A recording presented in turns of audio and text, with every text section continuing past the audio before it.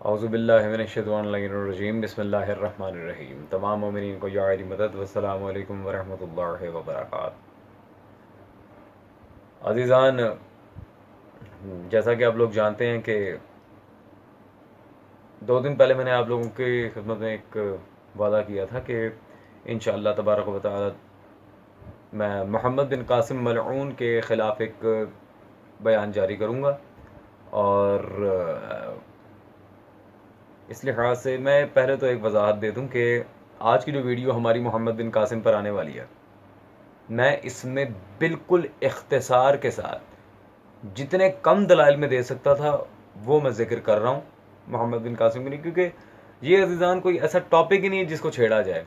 इस खबीज़ का मलऊन होना बिल्कुल अज़र मिन शम्स वाज़ेह है, बल इसको हमें छेड़ने की ज़रूरत ही नहीं थी। लेकिन चूँकि इसके लिहाज से बिरादरान अहले सुन्नत के कई लोगों को गुमराह किया जा रहा है और उन्हें गलत ट्रैक पर लगाया जा रहा है, तो मुझे मजबूरन मोहम्मद बिन कासिम की असलियत आप लोगों के सामने आके खोलना पड़ रही है, जस्ट फॉर दैट रीज़न।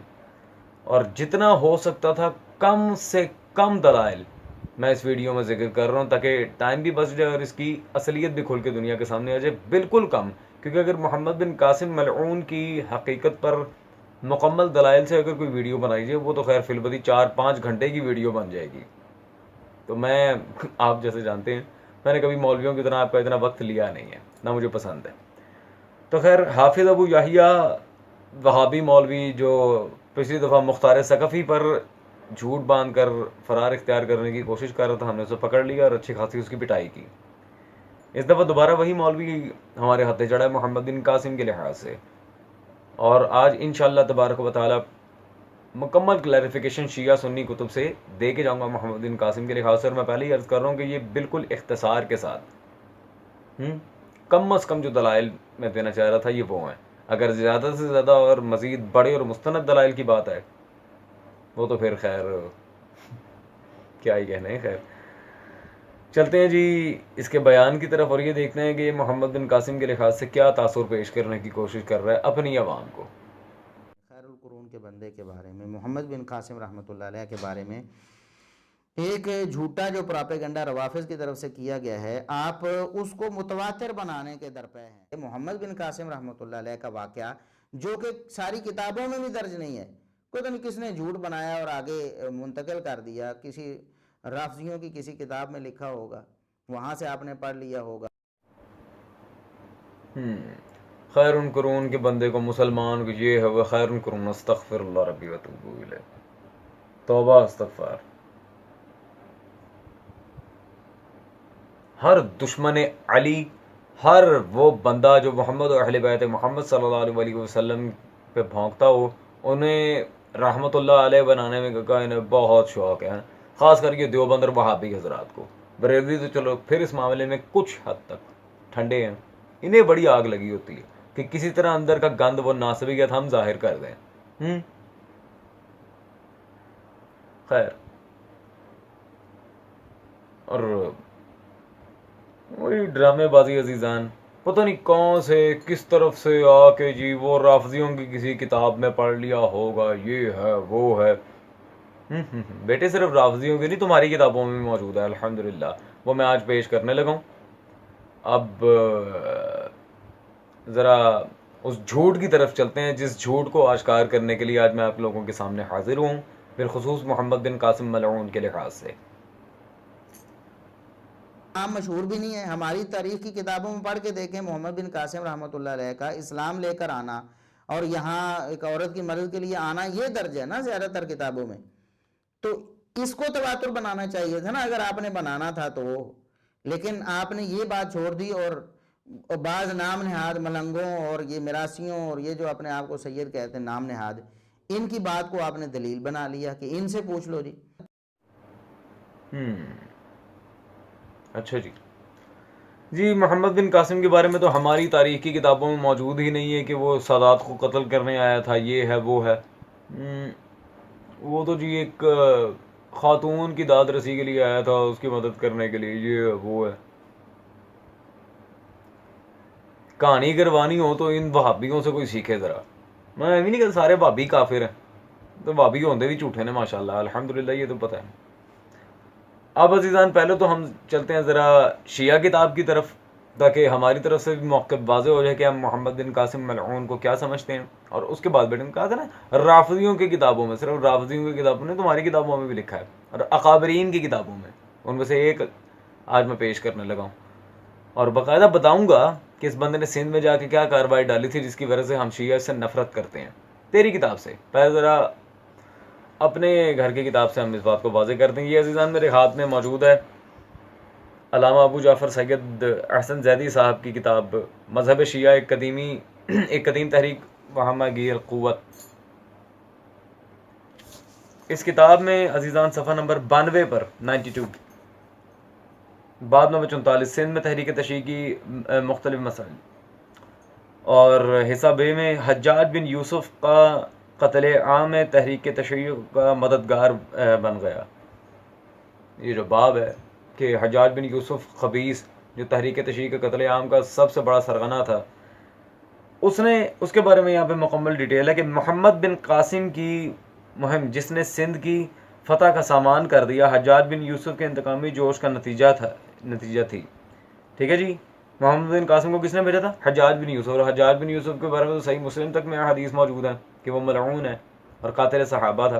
खैर, और ये अजीब इत्तेफाक है कि जनूबी हिंदुस्तान के साहिलों पर अरब मुसलमानों की सबसे कदीम नौ आबादियाँ भी हज्जाज की बदौलत वजूद में आईं। ठीक है जी, अगरचे इसमें हज्जाज की कोशिश बल्कि ख्वाहिश को भी दखल न था। हज्जाज उमवियों का मुलाजिम था। ठीक है जी, और हाशमियों का बदतरीन दुश्मन। मशहूर है कि उसने 50,000 अफराद को फरीक मुखालिफ के तरफदार थे तेगे जुल्म सितम का शिकार बनाया था। चुनाचे जहाँ कहीं वो जाता बनी हाशिम के तरफदार तर्क वतन पर मजबूर हो जाते। ठीक है जी, ये मोहम्मद बिन कासिम और हज्जाज बिन यूसुफ मलऊन, इन दोनों मलाइन की ये मिली भगत आपने देख ली है। 50,000 से जायद शियाने अली इब्न अबी तालिब को इन लोगों ने कत्ल किया था। ये है जी उस औरत की मदद बकौल इनके, मेरी माई की मदद करने आया था। पता नहीं तुम्हारा हीरो ठरकी क्यों है, इतना माइयों की मदद करने आता था, कोई बंदा नहीं मिला मदद करने के लिए। खैर अजीजान, ये तो शिया किताब की बात थी। अब जरा इनकी किताब की तरफ चलते हैं। हा बेटे, ये तो कोई शिया नहीं है ना।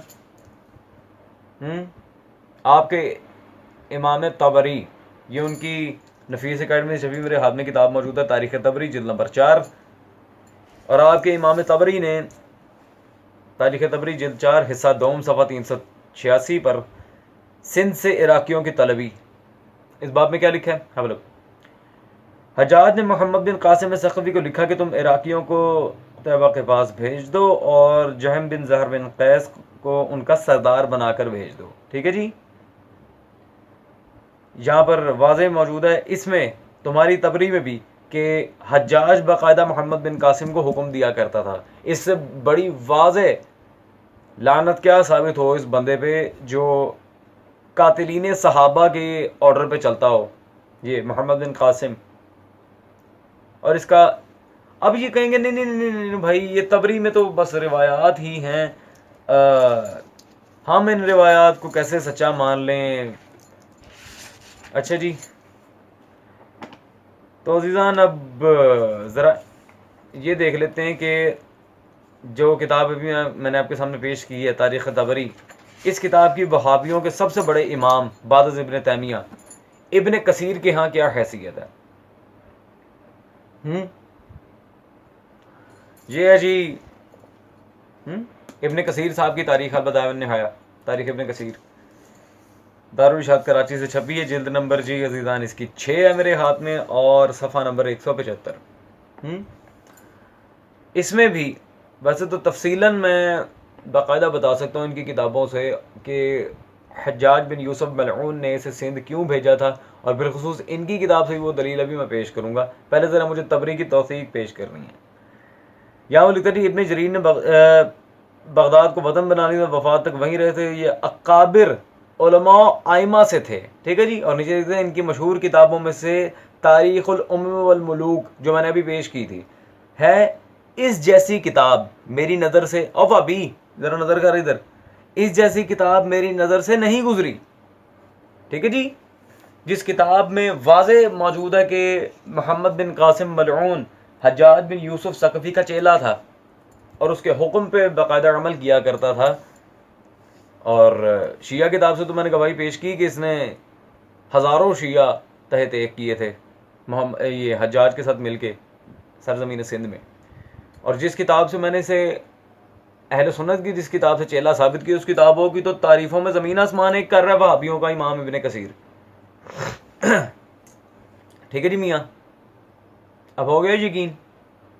वो तो ये औरत की मदद करने आया था। अब तुम्हारी किताब की तरफ चलते हैं और ये देखते हैं कि सिंध में आके बनी उमैया ने, और सिर्फ ये मोहम्मद बिन कासिम नहीं, ये जो अपने साथ चेले चपाटे भी लाया था, जो कुछ कलम दवात का मामला यहाँ पे आके इधर उधर करने की कोशिश कर रहे थे, उन्होंने क्या आके यहाँ पे रंग दिखाया माशाल्लाह। औरत की मदद की है या इस्लाम को मिलान किया है। तो अज़ीज़ान, इस लिहाज से मैं पेश करना चाहूँगा जी, ये मेरे हाथ में सीरतुन नबी मौजूद है, अल्लामा शिबली नुमानी साहब की मतबूआ मकतबा रहमानिया लाहौर। ये आप देख सकते हैं इस वक्त मेरे हाथ में मौजूद है ये किताब। और मेरे भाइयों, इस किताब में ये 7 जिल्दों पर मुश्तमिल है। इसकी जिल्द नंबर अव्वल, पेज नंबर 59 और रकम नंबर 8।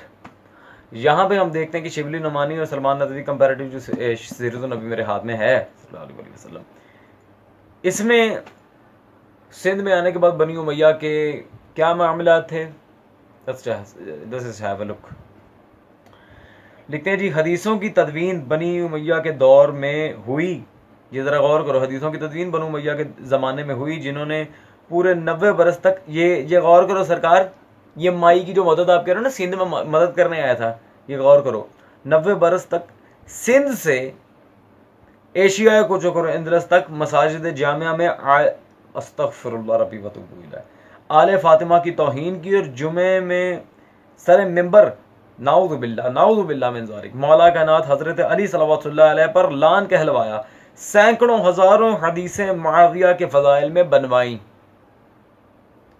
ये है जी माशाल्लाह इनके खैरुल कुरून के बंदे, जो सिंध में आके उमवी इक़्तिदार को जगा के माविया के फ़ज़ाइल में झूठी हदीसों की फैक्ट्री जारी करवा के मौला अली पर माज़अल्लाह सुम्मा माज़अल्लाह तबर्रा करवाते थे, लानत करवाते थे। नाउज़ु बिल्लाह मिन ज़ालिक।